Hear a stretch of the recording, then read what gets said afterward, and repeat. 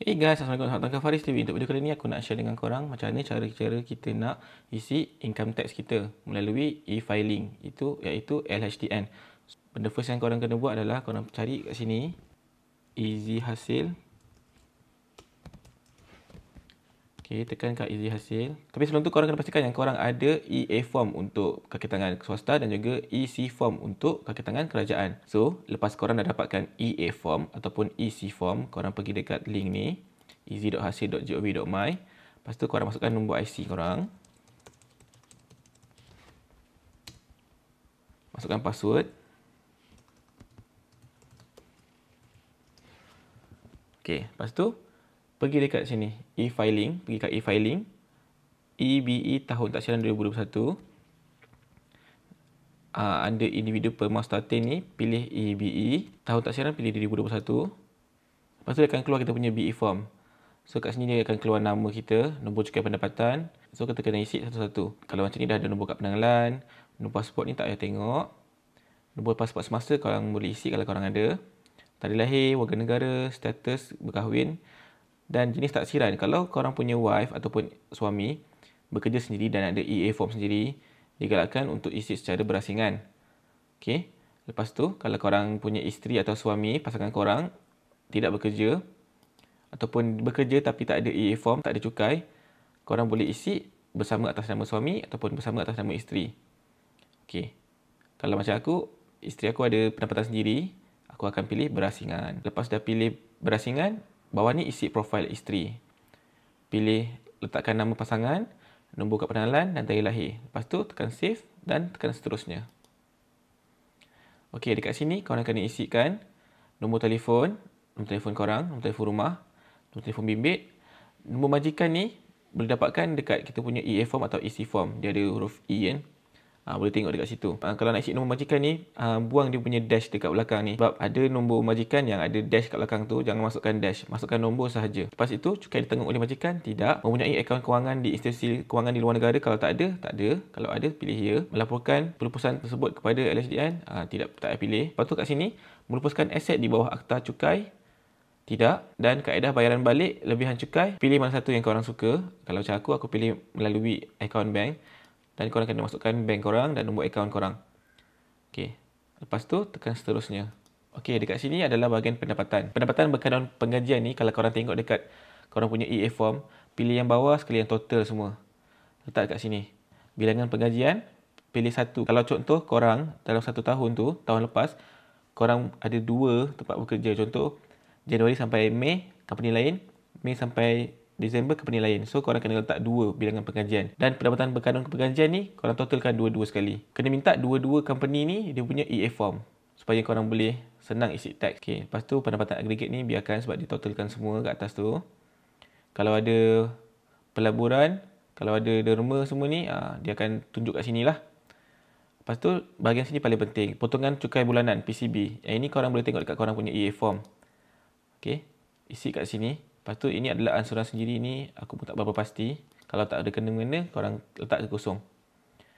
Okey. Lepas tu bayaran yang telah dibuat untuk pendapatan tahun 2021 ni, ini maksudnya teks yang korang dah kena tolak tahun lepas pada tahun 2021 berjumlah sekian.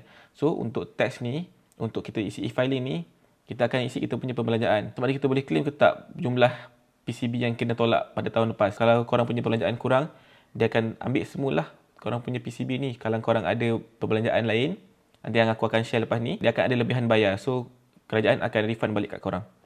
Lepas tu, klik seterusnya. Okey, dekat sini yang pelepasan, bahagian pelepasan. Yang ini banyaklah korang kena isi.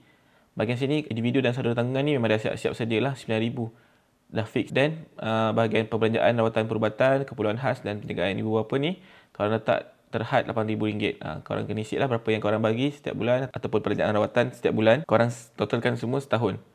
Lepas tu kalau ada yang kurang upaya untuk sendiri-sendiri, suami, isteri atau anak ibu bapa, korang letak juga berapa terhad pada RM6,000. Dan untuk individu yang kurang upaya, korang letak RM6,000 saja. Dan seterusnya kalau korang ada yuran pengajian sendiri, korang letak sini. Peringkat sarjana ataupun Dr. Falsafah. Lepas tu, khusus peningkatan kemahiran atau kemajuan diri. Kalau korang ada masuk kursus untuk tambahkan korang punya sertifikat ke apa, korang letak kat sini. Terhad RM1,000 saja. Jumlah ni abaikanlah sebab dia akan totalkan semua sekali kat atas ni, tiga-tiga. Lepas tu, pembelanjaan perubatan bagi penyakit serius, korang boleh letak kalau ada.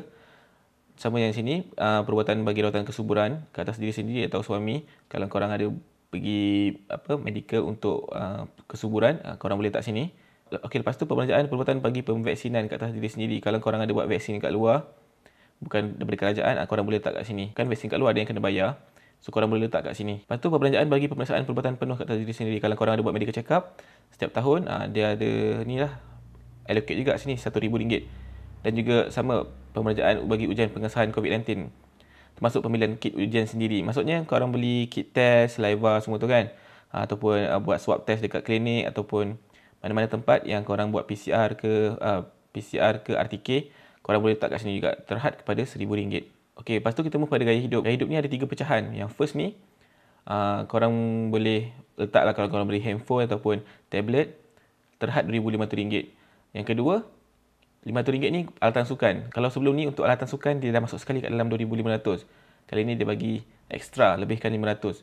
So korang boleh letak allocate RM500 lah untuk alatan sukan saja. Dan seterusnya, gaya hidup juga RM2,500 ni adalah ekstra lah untuk korang letak kalau korang ada beli telefon pintar, tablet. Yang pasti bukan untuk tujuan perniagaan. Korang boleh letak RM2,500. Lepas tu yuran penghantaran anak. Kalau korang ada hantar anak ke Taska, ke Tadika yang berdaftar, korang boleh letak sini terhad kepada RM3,000 saja. Kalau ada SSPN pun boleh letak terhad RM8,000. Dan juga bayaran alimoni kepada bekas isteri kalau ada, korang letak RM4,000. Dan suami isteri yang korang upaya, letak juga RM5,000 saja.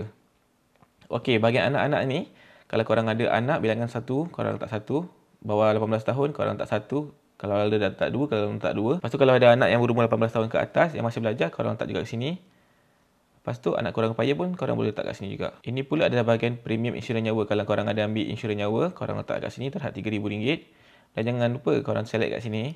Pilih korang punya option kategori penyawat awam berpencen ataupun selain daripada penyawat awam berpencen. Kalau macam aku ambil selain penyawat awam berpencen lah sebab aku kerja swasta. So aku ambil yang kategori kedua.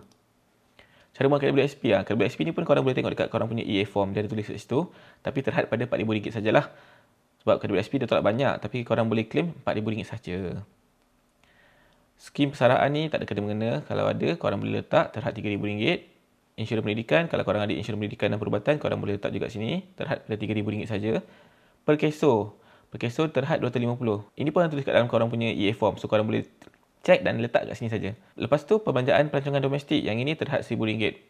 Pada tahun 2021, kalau korang ada pergi belancong, korang boleh letak lah. Korang kena pastikan korang ada tiket-tiket tu, korang simpan siap-siap. Dan letak total semua kat dalam sini. Tapi terhad kepada RM1,000 saja. Resit tu korang simpan, korang scan dan simpan dalam soft copy. Lebih mudah lah. Kalau korang simpan resit tu dekat luar, nanti dia akan hilang ink dia, susah. Better korang simpan, ambil gambar, scan. Okay, lepas tu kita pergi kepada rebate atau tolakan cukai. Kalau korang ada pergi umrah, korang tekan kat sini. Sila pilih. Zakat fitrah, boleh letak. Kalau korang nak tahu zakat fitrah ni, zakat dan fitrah, dia bukan saja zakat fitrah yang korang bayar setiap tahun raya tu. Tapi, zakat pendapatan pun boleh. Korang letak. Yang korang nak tahu kan, zakat ni paling penting tau. Kalau korang letak RM1,000, korang boleh claim RM1,000. Kalau korang letak RM2,000, korang boleh claim RM2,000. Contohlah, kalau korang tahun lepas korang ada bayar zakat setiap bulan kan. Total semua RM2,000. So, korang boleh claim RM2,000. Dia memang 100% boleh claim untuk zakat. So, korang perlulah berzakat. Sebab zakat ni kan penting kan untuk zakat pendapatan. Sebab dalam hasil kita ni ada juga untuk orang lain. So, kita berzakat lah lebih elok. Lepas tu, tolakan cukai ni tak ada kena dengan aku. Kalau korang ada, korang boleh isi. Pelepasan cukai section 13213 ni pun sama. Kalau ada berkenaan dengan korang, korang boleh isi. Kalau tak ada, tekan seterusnya. Okey, dekat sini akan tunjuk rumusan dia. Berapa banyak jumlah pelepasan dan dia akan tunjukkan pengiraan. Semua total kat sini akan tunjuk. Rebate apa semua akan tunjuk. Jumlah cukai yang dikenakan pun akan tunjuk. So, kalau macam ni kan, ada lebihan bayaran. Lebihan bayaran ni, dia akan bayar kepada bank yang korang ada letak tadi. Sebab dia korang letak kat Duit Now ataupun transfer online. So, korang tunggu dalam masa seminggu tak silap aku. Duit akan masuk. Lepas tu tekan seterusnya. Okay, kat sini korang baca dulu. Sebenarnya kalau korang tak pasti, korang jangan hantar dulu. Korang boleh fikir-fikir dulu sebab banyak benda yang korang sebenarnya boleh isi. Tapi korang tak check dulu. Okey, itu sahaja untuk video kali ni. Kalau korang rasa video ni berguna, korang boleh share dan juga subscribe channel aku kalau korang rasa berguna. Alright, Assalamualaikum.